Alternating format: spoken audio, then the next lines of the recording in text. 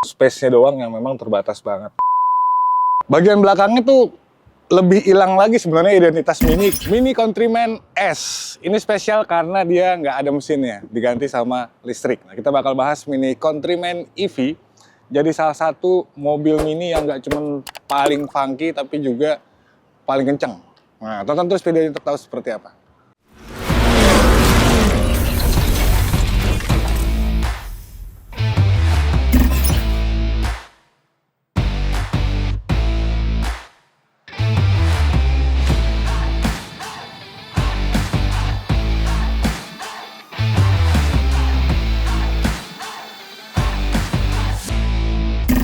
Kita mulai dari tampilannya. Jadi secara tampilan ya memang ini masih mini, tapi menurut gue jadi terlalu robot. Udah gitu warna mungkin soal selera, tapi gue kurang suka sebenarnya. Dia perpaduan antara warna grey sama gold ya, rose gold kayak gitu. Di bagian atapnya sama di bagian ininya itu beda. Terus di sini juga ada aksen gold yang memang sebenarnya jadi bikin mobil itu memang jadi lebih funky ya. Apalagi kayak emblem S-nya juga warnanya kuning stabilo kayak gini gitu.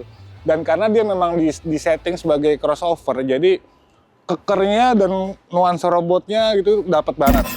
Nah, di bagian samping juga dia jelas nggak monoton karena ada dua perpaduan warna tadi ya, warna gold sama abu-abu, dan dia pakai pelek yang besar banget 20 inci dengan profil ban yang tipis 40 tapi lebar.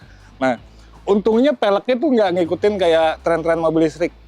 Kebanyakan yang futuristis banget, jadi ini masih cukup lumayan oke menurut gua, walaupun memang yang versi bensin jauh lebih keren sih kalau misalnya kita bicara pelek. Nah, terus ke bagian belakangnya sini nih, ini ada tulisan All4. Jadi nggak cuma tampangnya yang dia crossover yang udah kayak mirip SUV, tapi dia juga memang punya kemampuan off-road walaupun dia sebagai mobil listrik. Nah, untuk ngecasnya ada di sini soketnya.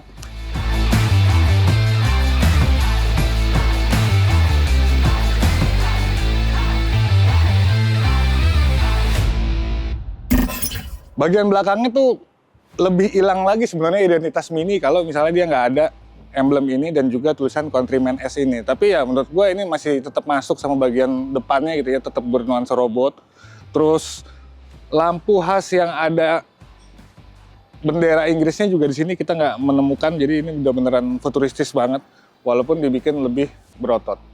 Tapi untuk bagian dalamnya seperti yang bisa kalian lihat sendiri, ini memang masih mini banget ya, walaupun memang dia tetap nuansa-nuansa futuristisnya jauh lebih banyak daripada yang versi konvensional. Cuman gue suka, jadi identitas dari mininya kental banget di sini. Yang paling kelihatan pastinya ini nih, layar besar, bulat, dan ini semuanya tuh punya bezel yang tipis, jadi nggak cuma sekedar gimmick doang, semuanya tuh layar yang berisi semua informasi. Bahkan untuk MID-nya aja tuh ada di sini selain head-up display. Terus kita lihat material dari kabinnya ini juga cukup unik ketika kebanyakan mobil-mobil mewah itu bermain kulit ya. Di sini kulit cuma di joknya doang, dan ini ada emblem mininya juga gitu ya. Tapi untuk dashboard, door trimnya tuh dia dari bahan kain, yang kainnya tuh kelihatan mahal, terus apa ya, kayak etniknya itu dapat banget. Ini kenapa gue bilang mobil ini tuh funky banget. Terus udah gitu kayak setirnya juga di sini ada belt. Terus tempat penyimpanan box di sini juga dia tuh, ini udah beneran kayak lunchbox gitu ya, keren banget sih. Beneran dia berusaha banget keras secara detail juga untuk mewujudkan sebuah mini di dalam kabin si mini gitu. Terus ini juga nih, jadi panel-panel di sini tuh tuas-tuasnya masih khas banget dari mini, ini nggak dihilangkan gitu ya, walaupun di sini nggak ada tuas transmisi tapi dipindahin ke sini. Cuman dia bentuknya, desainnya tuh memang detailnya beneran memang coba mempertahankan DNA dari si mini. Di sini tuh ada buat transmisi, ada buat tombol power on off, sama buat mode berkendara atau ini nyebutnya itu experience. Nah, paling kiri itu ada buat pengaturan dari audionya. Di bawahnya ada wireless charging, terus tempat penyimpanan, cup holder dan lain-lain ya. Dan ini sandarannya juga bisa di maju mundurin. Bagian atas pastinya ada panoramic sunroof yang bisa diatur juga secara elektrik. Keren sih, gue suka banget kalau misalnya untuk bagian dalam kabin. Nah, di layar ini kita bisa lihat banyak ya, jadi kalian pasti bakal bingung di awal-awal nih karena mobil memang nggak ada MID-nya, semua ada di sini, kayak misalnya range dari baterainya, terus indikator baterai, bahkan buat total dari odometernya dan lain-lain segalanya tuh ada di sini. Ini konektivitas, terus gitu buat musik, bahkan maps, dan di tampilan itu secantik inilah menurut gue gitu ya. Pengaturan AC pun semuanya juga bisa dari sini. Terus kalau masih kurang lengkap, di sini juga udah banyak banget pengaturannya. Mulai dari infotainment, terus buat kendaraan, ini ADAS-nya dan lain-lain semuanya itu ada di sini gitu. Nah, konektivitasnya juga Android Auto dan Apple CarPlay-nya juga udah cukup responsif, dan yang gue suka adalah suara dari Harman Kardon-nya itu bener-bener hidup banget di dalam kabin. Nah, untuk mode berkendaranya ini juga dia agak unik karena digabungin sama jadi satu tem gitu ya. Pertama dia bisa diakses di bagian panel bawah sini tuas, tapi juga bisa di sini nih. Misalnya ini core, terus ada personal yang bisa kita ngatur sesuai dengan keinginan kita gitu ya. Tuh. Terus udah gitu juga ada green, ini kalau misalnya kita mau lebih ramah lingkungan. Yang paling gue suka adalah ini, go-kart mode. Jadi ini nggak cuman tampilannya jadi jauh lebih agresif, temanya jadi lebih agresif ya, banyak warna-warna merah. Dia juga berpengaruh ke setir, ke suspensi yang jadi ciri khas dari Mini go-kart mode itu tuh bener-bener berasa gitu ya. Bahkan untuk akselerasinya juga jadi jauh lebih galak. Walaupun memang jadinya konsumsi listriknya jadi lebih boros, tapi ya sebanding lah sama performa. Nah, satu yang jadi catatan adalah di bagian belakang sebenarnya ya. Walaupun ini Countryman yang tergolong mini yang nggak kecil atau mini yang besar gitu, yang panjang juga, tapi untuk space memang di belakang agak kurang kalau menurut gue. Untuk tinggi badan gue 178 tuh ruang kakinya ini dengan posisi duduk gue ya yang agak mundur gitu ya. Ini ngepas banget, tapi memang kaki masih bisa masuk ke belakang. Dan untungnya joknya tuh enak, jadinya kesan sempitnya tuh ya berasa dikit lah, tapi tetap nggak mengganggu kenyamanan. Ini udah ada sandaran tangannya juga gitu, dan ruang kepala gitu sih masih aman. Paling ya ini masalah space-nya doang yang memang terbatas banget untuk sebuah mini, ya namanya juga mini ya kan.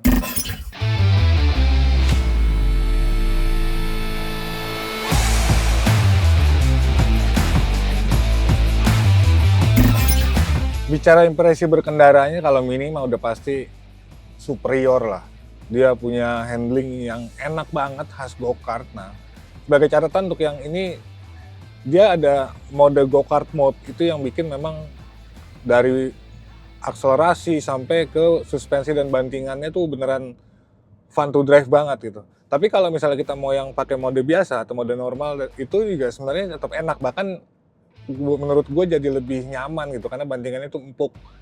Jauh atau beda dari kebanyakan mini-mini pada umumnya yang memang identik sama suspensi yang keras. Jadi Countryman ini tuh bisa punya banyak karakter berkendara, karena di sini juga ada ininya gitu ya. Nah, untuk performa sendiri yang listrik ini, makanya tadi gue bilang ini salah satu mini yang terkencang. Jadi dia punya tenaga 308 horsepower dan torsinya itu 498 Nm. Waduh, di atas kertas gahar banget ya kan. Jadi kalau misalnya dalam mode yang standar aja, ini mobil udah ngejambak banget gitu kalau kita injek pedal gas. Apalagi kalau yang dipakai mode go-kart, itu bener-bener stiff dan wah pokoknya menggigit banget lah gitu. Terus yang gue suka juga, dia punya feedback dari setir tuh yang enak banget, dan visibilitas semuanya juga cukup aman. Baterainya sendiri 63 kWh yang bisa ngejalanin mobil ini tuh sampai sejauh 430 km. Ini udah cukup lumayan lah dengan performa yang monster kayak gini, tapi dia juga punya jarak tempuh yang lumayan jauh. Apalagi ngecasnya juga cepet, bisa DC fast charging sampai 130 kW. Kira-kira begitulah. Oke, jadi buat kalian yang memang mau tampil nyentrik, funky, tapi tetap ramah lingkungan, yang cost operasionalnya pasti lebih murah karena ini listrik ya, Countryman ini bisa jadi salah satu pilihan yang menurut gue menarik di antara sekian banyak mobil listrik mainstream lainnya gitu ya. Apalagi secara harga juga walaupun mahal, tapi dia jauh lebih murah daripada versi bensinnya, 1,4 miliar. Menurut kalian gimana untuk sebuah mini? Nggak bisa didebat sih, namanya juga mini. Sampai nanti kolom komentar kalau masih tetap ngotot mau debat. Gue pamit, sampai jumpa di video selanjutnya. Peace!